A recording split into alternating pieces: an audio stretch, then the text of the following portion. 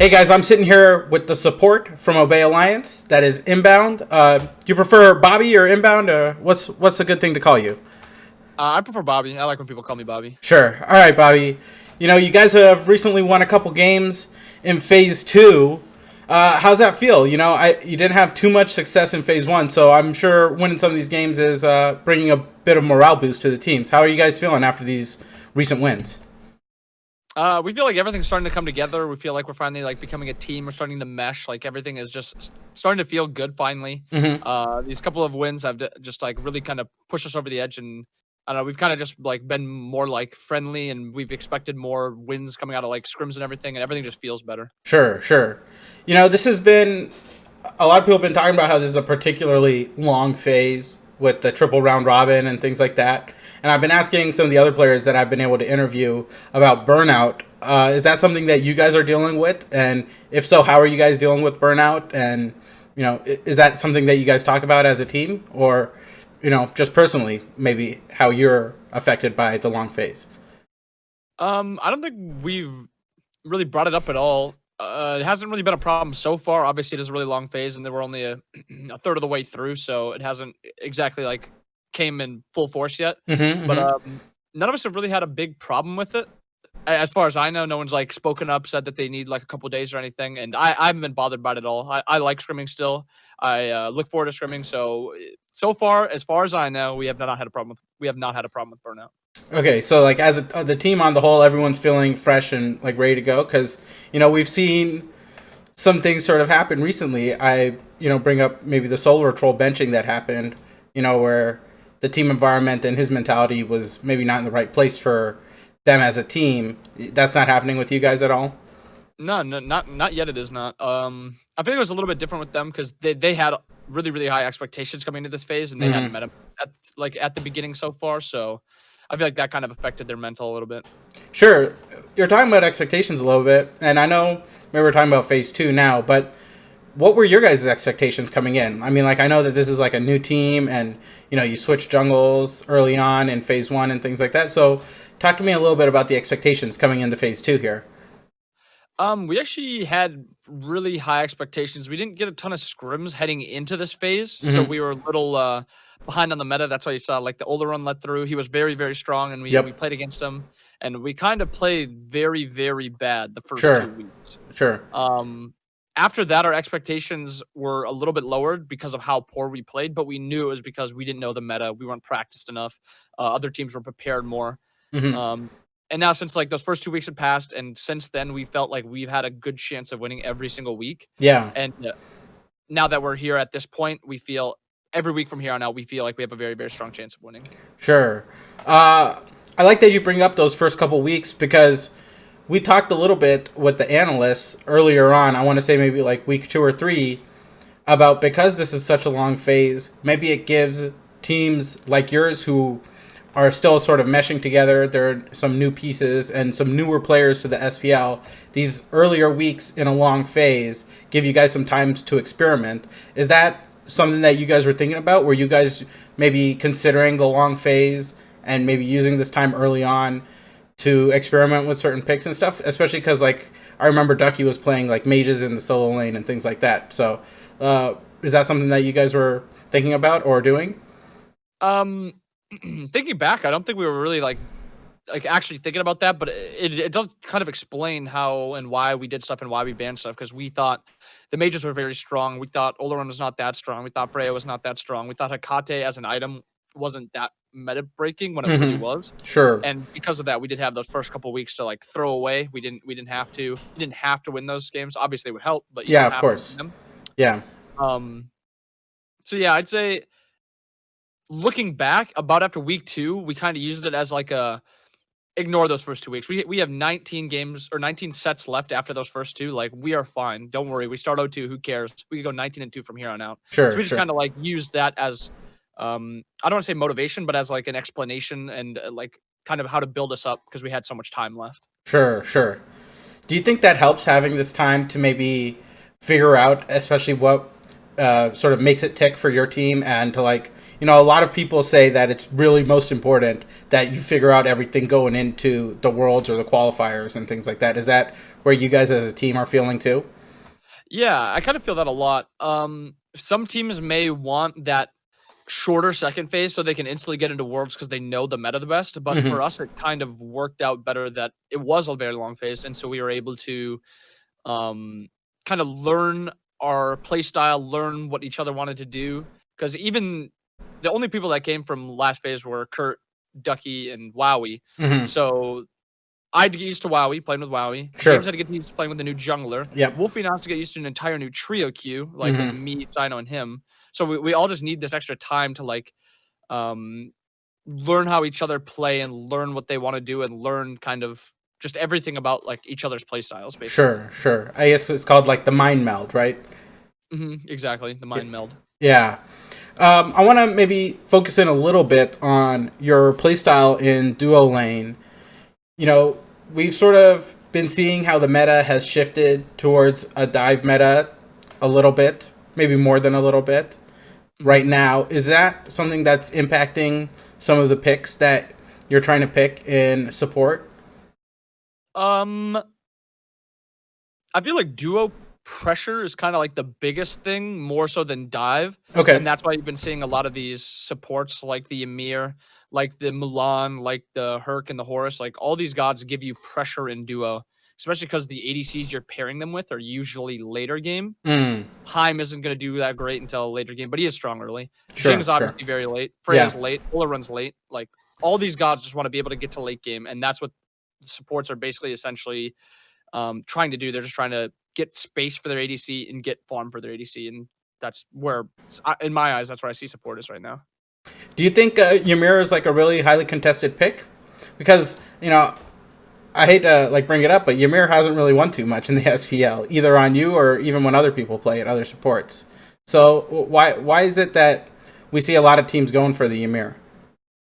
I think it's more so that the favorite is just not really playing Ymir. I like we play it and we're not seen as favorites, so and we've lost a lot with it, and Mm, that's kind of when we were learning. sure, But when sure. we played it against Ghost, the Ymir felt really good, looked really good, and we had a really good chance of winning that game. We were like 800 health away from winning that game. Mm-hmm, mm-hmm. When Jake played it too, Jake looked really good on it, and it looked like it was gonna win. But I just think like as a team, the team that has the Ymir usually isn't as good as the team without the Ymir. So less I think it's the Ymir pick, and more so just overall the teams are just better, so they're winning. Sure, sure. I see. I think that makes at least a little bit of sense in terms of like maybe the some of these better teams get supports that are maybe a bit more highly prioritized or something like that, Mhm. and unfortunately the weaker teams end up with Ymir.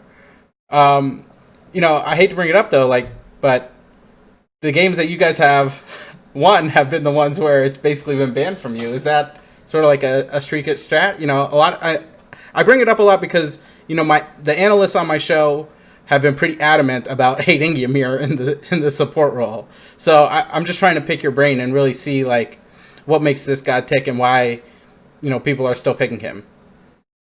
I just think Ymir is very strong early and he's very strong late. His mid game is kind of like a weird point because he's not tanky enough. He does do a lot of damage, but he doesn't feel that tanky, and he feels like he's pretty easy to pick. Hmm. But late game, like as far as I can like just think, Ymir Wall is one of the best late game guardian abilities. It's like right there with Fafnir 2 in dragon form, Hmm. or as a base ability, Ymir Wall is so broken, especially in jungle fights around fire, around gold. A good wall can win you a game, or you can just play it slow and wall a carry and force their beads and then take the wall down immediately, and you can Sure. re-engage in 4 seconds, like after dropping your wall. I just think his wall is just what makes Ymir so broken, and then his early game dual lane allows you to be able to play for that early game pressure, and then you can just play for late game if you have to because of the wall. Sure, sure. That makes a lot of sense. So basically, you're saying the wall, the positional advantage that you can get, basically trumps everything in the late game. Yeah. Mhm. Okay. Do you I think we're sort of done with the Ymir for now. Sorry that I was sort of like hammering it home, you know. Nah, you're good. uh, but what are maybe some of like your favorite and or least favorite either maybe gods or teams or players to play against? Like whatever you want. Like who do you like to play against, and who do you maybe not like to play against? I cannot stand playing against Umoja as a god. She is just so stupid. Everything about her kid is just so dumb, and I don't like playing her either. She's just the worst about, like, I don't know. I just cannot find any fun in Umoja, and I will hardly ever pick her in ranked unless like I have to. Um, so yeah, Umoja is definitely the most hated thing about Smite right now. Sure. Hakate gods are really stupid too. I just hate playing against lifesteal. Like, if you're playing against an ADC and they only have T2 gloves or a couple stacks on their dev gloves, you can kill them. A Freya or an Oleron will just kill you, and you get them like to half health, and they just lifesteal it all up and then just kill you. Yep. Players, Rongu and Netroid. Yeah. Those two as a duo are they're really strong, really really good players. They kind of just, I feel like they don't even talk in the laning phase, and they just know what the other one's gonna do because they have very very small god pools, but they have enough that you can't ban them out, and then they pick them early. So there's nothing you can do to stop it, and they're gonna get one of their favorite gods, and then they just comp you. Yeah, I got you. Mm-hmm. What about maybe like some underrated gods or items that maybe you think are flying a little bit below the radar that people might not have picked up on? Is there something that's spicy in the tank that you got, Bobby? Underrated. I'd have to think, but I feel like Ymir is still a little bit underrated. Mm-hmm. He has been starting to get picks, but his picks have started to fall off a teeny bit. But I think he's still underrated. I think Sylvanas is actually not in a horrible spot either. Mm-hmm. And then they buffed Lonos, and if assassin supports were good, I think Lonos would be very, very, very strong. But I just don't think assassins are good enough right now. Okay. Was it you? Did you pick up Neja? No, that was Jake. That was Jake, right? Yeah. Okay. That was against you guys, though, right? Yeah, that was it was against us. Okay. Yeah, what about assassin supports? Because I thought, you're talking about pressure. Isn't assassin supports where pressure sort of leads to? Kinda. They kinda nerfed all the good assassin supports. Sure. Late last season, I think. Like, Fenrir's jump is now on a 14, and it goes down to like 10-second cooldown. Yeah, and they nerfed Serket a bunch too, if I recall. Yeah, Serket, Deathbane, Serket ult got nerfs. Naja ring toss got a nerf, and his ult got a nerf. Yep. I think his ult actually got 2 nerfs. So yeah, just all the good ones are just nerfed until they just basically can't be played in duo. Yeah. So it just can't happen anymore. Is there any assassins that could make it work in duo at all, or? I feel like Naja still has a chance, and Serket still has a chance. I feel like Fenrir's dead. That character is just not good anymore. That's unfortunate. Yeah. Maybe let's talk a little bit more about phase 1 and sort of like, leading up to phase 2. This was basically a new team starting out in phase 1. How did that go starting out, especially with Weekend? And then can you talk maybe a little bit about Weekend leaving and what was going on with the team at that point as well? I guess I'll start with like expectations we had. We were doing pretty well in scrims heading up until like the beginning of SPL, and we were kind of just shocked at how different teams would play in SPL comparatively to scrims. We were doing really well in scrims, and then SPL would come and we would kind of play worse, and other teams would play differently. So it would kind of like throw us off, and we just couldn't find rhythm. Everything we thought we were like catching on to would just like not work, and the stuff that we thought was strong was just end up not being that strong, or stuff that we thought was just weak, we'd be like, yeah, we don't need to ban that, and then we'd play against it, we'd just lose because of that. Sure. So I just feel like we just had very just poor idea of the first like 8 weeks or however long it took until Cyno joined, but sure. And then our morale was just pretty low when like the leading weeks before Kurt left. We were still scrimming and we were still having fun, but I feel like there was just we had this feeling of impending doom that we were just gonna get to the weekend and we were just gonna lose. Even if we started with like a nice lead, we would get like excited, and then we'd throw a little bit, and then like everything would just kind of die down a little bit again. Sure. And then Kurt ended up leaving because he didn't want to play anymore. And and we picked up Cyno. And Cyno kind of brought the spark back of Yeah. wanting to scrim, and we felt like we'd always have a chance. And yeah, as you know, he played really well, and we started off really strong when we first picked up Cyno. Right. It's kind of crazy how that works. Like, I feel like as soon as you pick up a player, you instantly become better, and then everything kind of like calms down, everything adjusts, and you kind of slip back down. And you have to like kind of go up again. Sure. I think that the beginning of this phase, it was kind of us going down, and now we're coming back up again. Yeah. Now that you mentioned Cyno, can you maybe talk about integrating him? Like maybe what were some of the harder things to work out in bringing a new jungler in like the middle of a phase? He just doesn't like playing normal gods. I don't know. He likes playing Nike. I guess Erlang's pretty normal, but like Vamana. He likes those tankier warrior jungles, and he had like a lot different play style. He loves to engage, and he loves to start off fights. Where Kurt would kind of play like more of the adapting style of me engaging or James engaging all the time, and then him following up and just like cleaning up a fight. Sure. So it was actually a completely different play style, because before it went from me engaging literally every fight or James having to do it to Cyno doing it 80-90% of the time now. And he finds some things that just doesn't make sense how he gets a kill and lives. And Yeah. he's still been doing that. Some of the things he does just don't make sense, but he does it. Sure. What about like other than Cyno? What were maybe some of the things that you might have found particularly hard to improve on and work on? Maybe especially during phase 1. I feel like just the level of play was something I wasn't accustomed to, and there was stuff that I could do on Xbox that I couldn't get away with on PC. A lot of my pathing would be bad, just downright horrible pathing, and I would just do it on Xbox, and I wouldn't get punished. Yeah.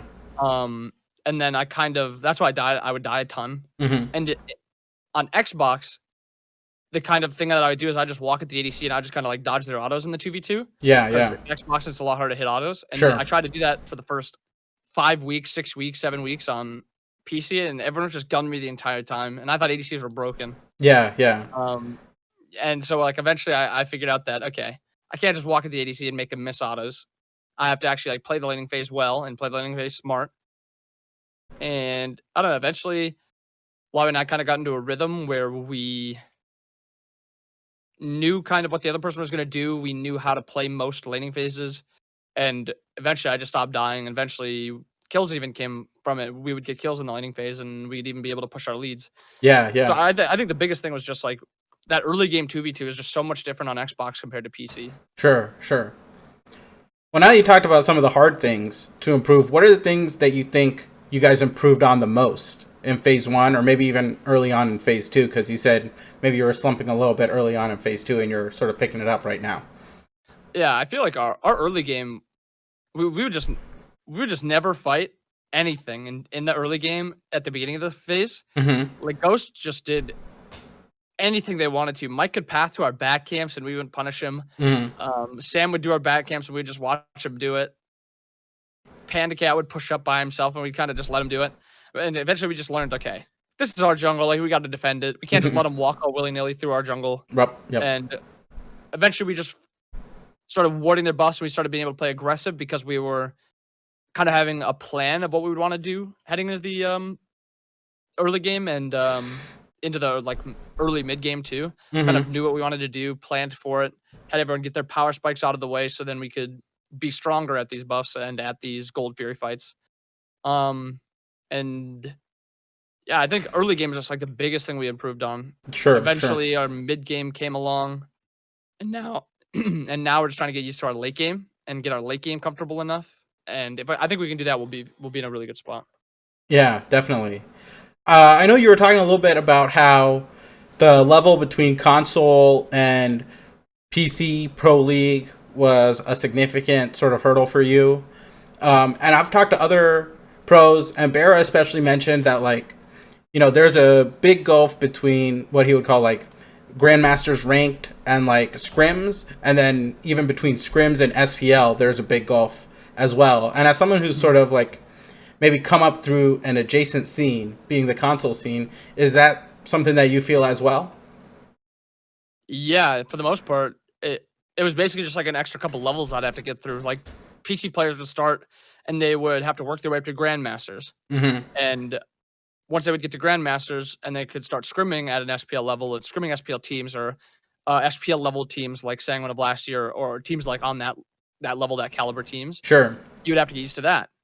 And then after you got used to scrims, you'd have to get used to the SPL level, like of actual games and playing on LAN. I know we're not playing on LAN right now, but playing on LAN is even going to be like a whole new beast that we're going to have to get used to, get accustomed to. Same with like some of the other younger players are going to have to get used to it. Sure. Sure.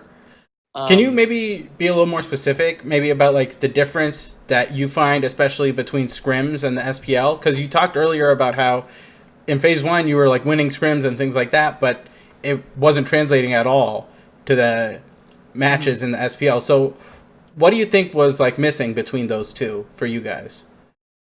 Well, I mean, it was us too, but it's SPL teams also. Yeah. In scrims, people kind of play with half a brain. And they will just kind of do whatever they want, thinking like, I'm just gonna walk through here. It's scrims. I'm not gonna get punished. And then they wouldn't get punished in scrims, or even if they did get punished in scrims, they're still gonna think to themselves, it's only scrims. I'm just gonna walk through here. Or this blue buff's up. I'm gonna try to do this blue buff as there's a 3-man rotation and he's half health and he's just doing it anyway.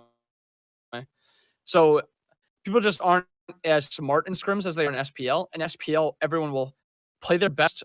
They'll make sure a play they're making is like a 90% sure thing. In scrims, it's like 50-50, I'll take it. Mm-hmm. So that's kind of the biggest change between scrims and like actual SPL games. Okay. Speaking about SPL and the SPL level, are there things that you have taken from other SPL supports? You know, because there are sort of some long-standing veterans, especially in your role. I'm thinking specifically of like people like PBM and Aurora, and even like iRaffer. Are there things that you have taken from those sort of veteran players, especially since you're one of the newer ones to this league? Yeah. When I first became a professional player on Xbox, I kind of looked up to Raffer and Emilzy the most. Yeah. I just liked how much space Raffer would give to his team and just how he would be just willing to die whenever he needs to be. He'd be willing to start a fight whenever he needs to be. He'd be willing to trade a 1-for-1 whenever. And I loved watching that. And so I love doing that. And I will always take a 1-for-1 trade if I know it's worth. And I'll always engage if I know it's going to be worth.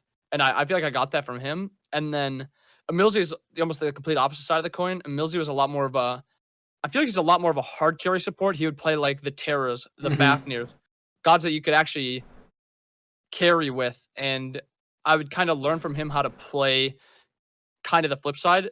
And so I would have both these styles to play from: the die whenever I need to, start a fight style Raffer has, and then I'd have the hard carry, just play to live because you know you can do a lot.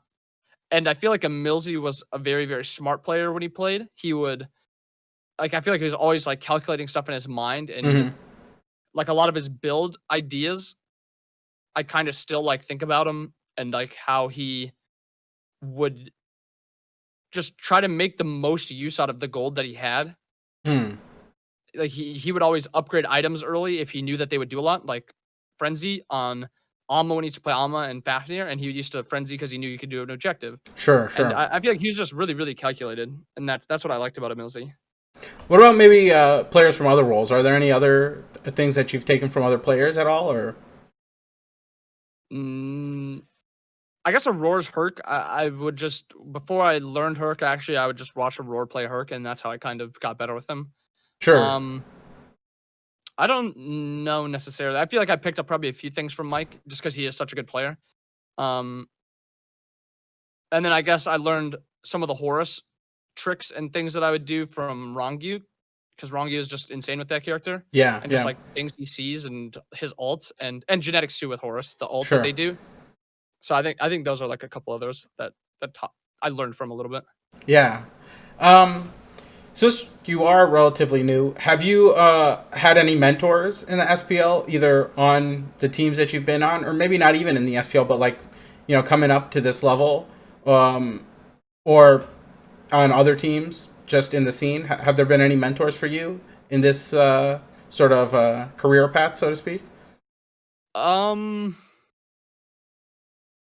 Not really. I kind of learned on my own and Mm-hmm. learned from watching people instead of learning from asking questions. Like I would ask Emilzy some things, I would ask Raffer some things. I would like I would ask questions, but nobody really mentored me to the spot like that I am in. I Sure, think sure. the closest person to a mentor I had was my coach back on Xbox Visions. Mm-hmm. He was like the one and only person that kind of upped my level of play significantly. Mm-hmm. And yeah, I feel like he would be like the only mentor I had. Sure, sure. All right, well, I'm basically all out of questions here, Bobby. This is the time in the interview usually when I start asking who you got beef with and things like that. So, if you got anyone you want to rant about or rave about, you can go for it now. Otherwise, I want to just give you a huge thanks for coming on. And if you want to shout out anyone, feel free to give some shout outs. And, the floor is yours, Bobby. All right. Well, I hate playing against Wrongu. I literally just cannot stand laning phase. Even in ranked, Wrongu and Net are the worst. They will literally pick the best gods and like their scrim gods. Yep. They will block them in every single game. You're playing against Horus and Freya and Jing Wei Mm-hmm. every game, and it is the worst playing against those two. Sure, sure. Shout out the boys on Obey. Yeah. Love James, love Jacob, love Alex, love Cyno, and I guess I kind of love Kassir, our coach. Yeah, it's been great playing with him, great learning with him. I'm excited for the rest of the split. I hope I get moved up Hazer's support list in the upcoming couple weeks. I've placed 7th. I'm up 1 spot. Yeah. So maybe we'll shoot for 6th the next Yeah, time. let's go. Let's go. Yeah, I think that's it. That is really it. All right. Well, thanks again for coming on. I really appreciate it. It's been great to talk to you. Yeah, great to talk to you too.